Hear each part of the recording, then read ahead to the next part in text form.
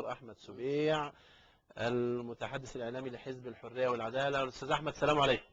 وعليكم السلام ورحمة الله وبركاته. أنا مش مستشار، أنا أحمد سبيع المستشار الإعلامي لحزب الحرية والعدالة. أهلا بك أستاذ أحمد المستشار الإعلامي لحزب الحرية والعدالة.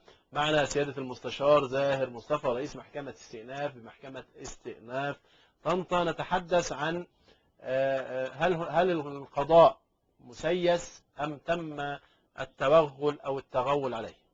لكن أنا قريت تصريح جميل جدا عجبني ولفت نظري.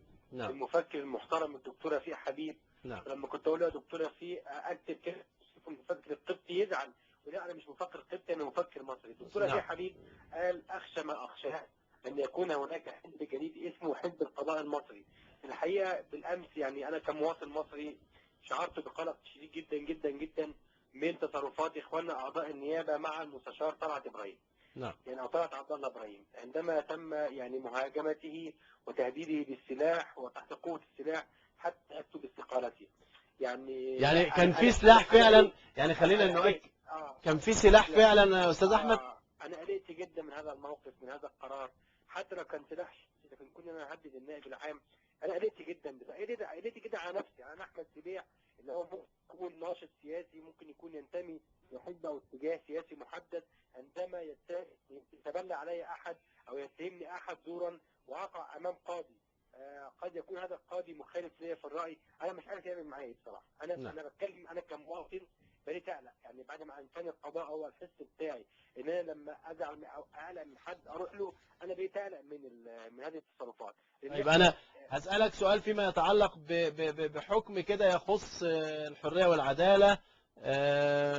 بيتكلم عن أن المحامي العام الأول لنيابة الأموال العامة المستشار مصطفى حسين، في عندي خبر آخر بيقول 15 يوم طبعا أنت حضرتك عارف 15 يوم للحارس الخاص بالسيد خيرت الشاطر تجديد حبسه، وكان معاه محامي سيد المستشار محمود الخضيري. يعني انا سمعت الاستاذ محمود الخضيري النهارده والراجل ابدى تعجبه جدا من هذا القرار. محمود الخضيري كان نائب رئيس محكمة النقض، معروف له تاريخ كبير جدا من القضاء ما حدش يقدر يتكلم عليه. نعم. هو بيحكي لنا اللي حصل، بيقول ان هو الرجل هذا الحارس معاه رخصه، هذا السلاح مرخص، يعني السلاح اللي ارتبط بيه مرخص، وكان رايح يصلحه. قالوا اصلا العقوبه لاحياز السلاح بدون ترخيص حوالي مع عقوبه التنفيذ. وبالتالي عندما يعني هو بيقول انا رحت لوكيل النيابه وقلت له عايز اطلع على التحريات، فجه يطلع فوكيل النيابه قال لي انا هنزل بس جاي رئيس التحقيقات دلوقتي حالا، ممكن بعد ما تخلص الجلسه. وانا نزلت اول ما انهيت المرافعه قبل حتى ان نستكمل راح مديله 15 يوم. ده في حد ذاته بيشيل اللي انا بقول لحضرتك عليه. انا كمواطن مصري ليه انتماء سياسي او انتماء حزب محدد، انا بقيت قلقان بصراحه.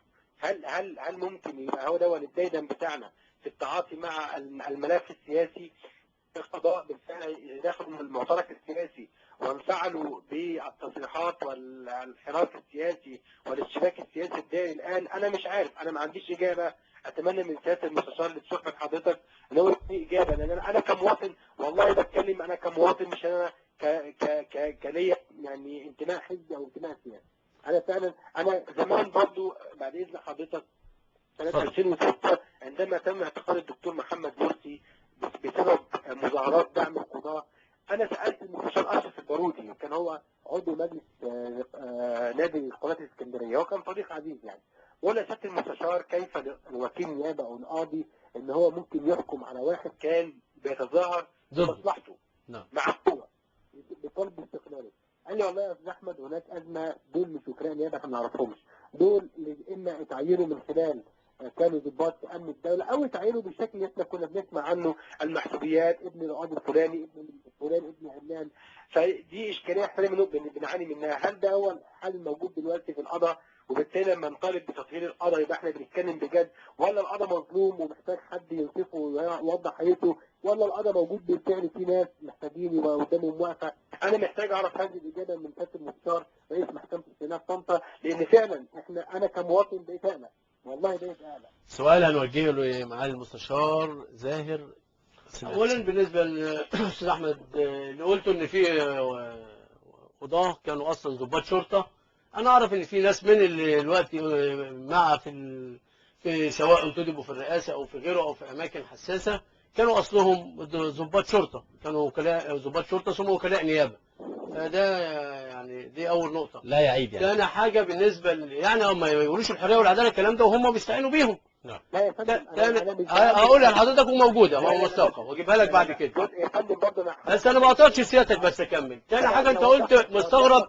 اكمل بس مستغرب ان استاذ احمد اديله فرصه يرد على حضرتك وانت معاك. الشخصي الاستاذ خير المهندس خيرت شاطر خد 15 يوم. احنا كلنا عارفين ان بعد الثوره وانتشار السلاح بصوره مرهبه او يعني مخيفه في المجتمع، حاليا النيابات والمحاكم بتدي احكام شديده جدا في حيازه واحراز اسلحه بدون ترخيص. وانا اعرف ناس يمكن محيطين بيا اتحبسوا من قبل شهر رمضان يمكن لحد العيد الكبير احتياطي.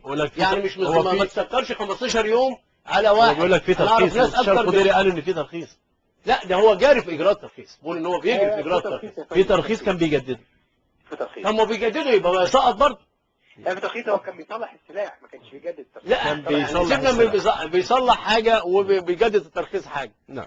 فالسلاح بدون ترخيص مش كتير عليه 15 يوم، وكل قضيه ولها ظروفها. وانا قلت لحضرتك انا اعرف ناس يعني اكتر من 3 شهور منهم شهر رمضان، من رمضان لحد العيد الكبير حبس احتياطي، ما شفناهمش الا على العيد الكبير وما حدش اتكلم على هذا الامر. والاحكام دلوقتي بقت 3 سنين واكتر من كده. يعني قبل كده كان معروف سلاح بدون ترخيص دي كنا بنطلعه بضمان محل اقامته في النيابه زمان او بكفاله ماليه، وكان في المحكمه في الغالب بياخد حكم مع الايقاف لو ثبت، لان ما كانش الظاهره، كان الامور فيه ما كانش بالطريقه دي. الظاهره لما استفحلت بعد الثوره القضاء هو نبض المجتمع، فبدا في تشديد فعلا. النيابه بتحبس. هو بيقول لك في ترخيص. طب مش يعني انت كنت عايز تعلق اي شيء ثاني يا استاذ احمد؟ لا الجزء الثالث اللي هو بيعترض. اخد منه جزء عشان متصل بس ما نتكلموش كتير. انا بس بقول لكابتن مصطفى مش ضد ان يبقى في ضباط شرطه من الداخليه، لا خالص. يعني اي ضابط. لا انت قلت كده، انت قلت فيهم من الداخليه. انا بسال، انا سالت المستشار اشرف البارودي قال لي كذا كذا. انا بقول لحضرتك بس عشان يكون كلام واضح جدا. انا مع يعني طبعا انا عاوز اقول لحضرتك تاني، القضاء هو يعني عايز اقول ايه، القضاء هو اللي بيحميني، اللي بيدخل في القضاء القضاء القضاء بوثقه اللي بيدخل فيها بينصهر وبيمشي مع قيمها. اللي اقول له لسيادتك القضاء المصري بوثقه اللي بيدخل فيها بينصهر فيها وبيمشي مع قيمها وما يقدرش يشذ عنها فعلا. اتمنى ذلك، ولكني ما اراه الان ان هناك يعني ما يمكن نسميه توجها سياسيا. لا انا عايزكم بس النظره تبقى واحده في الحريه والعداله. يعني ازاي يوم قاله النائب العام نلاقي يزحف الالاف الى دار القضاء العالي من الساعه 2 الظهر، وده يعني كلام منهم حتى على الفضائيات سمعناه، وينتظر لحد ما يصدر القرار ويروحوا يدخلوا النائب العام مستشار طلعت عبد الله في حمايتهم بالليل. ليه؟ طب وده ليه؟ ما كانش يعني لا اظن ان كان اي عضو من الهيئه القضائيه هيعترض على دخول مستشار طلعت عبد الله مكتبه. وبعدين انت سيادتك قلت ان هم تحت السلاح وتهديد، ما احنا شايفين الصور، ولا اظن ان دي اخلاق اي عضو هيئه قضائيه او اصغر وكيل نيابه انه يهدد النائب العام بتاعه بالسلاح. لا الكلام ده ما شفناهوش، سمعناه بس سمعناه من حزب الحريه والعداله. لا يا فندم، للانصاف. لا يا فندم ده متداول جدا. لا سمعته امبارح بدا يتردد. والمشكله ان الحريه والعداله تبدا يتقال اما يكون في ازمه زي ازمه الاعلان الدستوري. قعدنا 4 ايام نتكلم، اكمل بس يا استاذ احمد، وبعد 4 ايام طلع لنا مخرج ان هو اعمال السياده. بدا كله يشتغل على اعمال السياده. دلوقتي ازمه النائب العام، دلوقتي بدانا من امبارح مساء يتقال انه تحت تهديد السلاح. هنبدا نشتغل كل يوم على رغم انها واقعه في الاصل مش موجوده.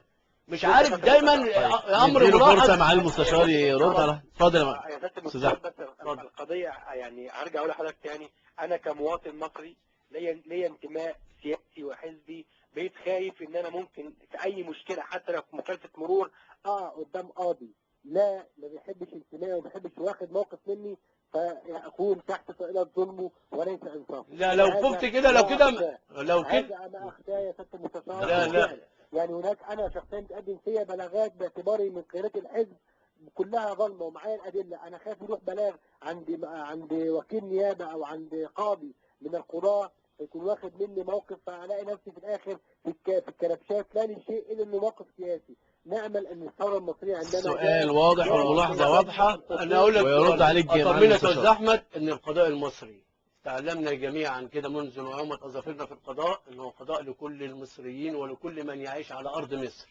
بكل أمانة.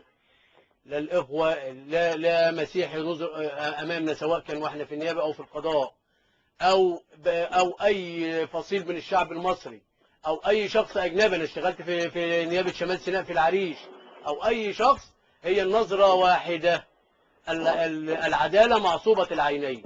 ننظر لكل الأشخاص سواء. لا اطمئن تماما، وأنا بقولها من هنا من على قناة النجاح، رسالة للشعب المصري: القاضي المصري أو عضو النيابة العامة في النظام القضائي المصري لا يفرق بتاتا. وسيادتك هات لي أي وقعة على هذا الأمر.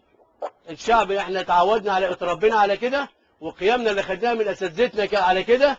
اساتذتنا المستشار الخضوري والمستشار الغرياني والمستشار احمد مكي، كل اساتذتنا، والمستشار زكريا عبد العزيز، كل اساتذتنا من ايام المستشار يحيى رفاعي وجد عبد الصمد. اشكرك يا استاذ احمد. عايز تضيف اي شيء قبل ما نفصل؟ انا بس يعني اطمئن. 15 يوم في احراز سلاح مش عاديه، وشيء وارد جدا في الايام دي. وقلت لحضرتك انا اعرف ناس وكانت ناس كبيره فوق ال60 سنه خدوا اكتر من 3 شهور حبس احتياطي. لكن لهم لا حريه وعداله ولا غيره ولا اي انتماء. لكن ده لمواجهه ظاهره استفحلت في المجتمع، وانت تشاركني هذا الراي. وبقول لك كنا زمان في السلاح ده بنطلع بمحل اقامته او بكفاله ماليه، كانت الاحكام في المحاكم اكترها بالايقاف. يعني ناخد الاستاذ احمد قبل ما خطه يفصل. عندك اي؟ انا حقيقه متشكر على هذه اللغه وهذا الحوار، وادعو ان تكون هذه اللغه هي السائده. لا هي السيده فعلا يا استاذ احمد. اطمئن. والقضاء بعيد عن السياسه، ونتمنى القضاء المصري يظل على حياده وعلى شموخه وعلى عظمته ان شاء الله، ويبقى هو حصن للشعب المصري كله ان شاء الله. أستاذ أحمد سبيع، المتحدث الإعلامي والمستشار الإعلامي لحزب الحرية والعدالة، شكرا جزيلا.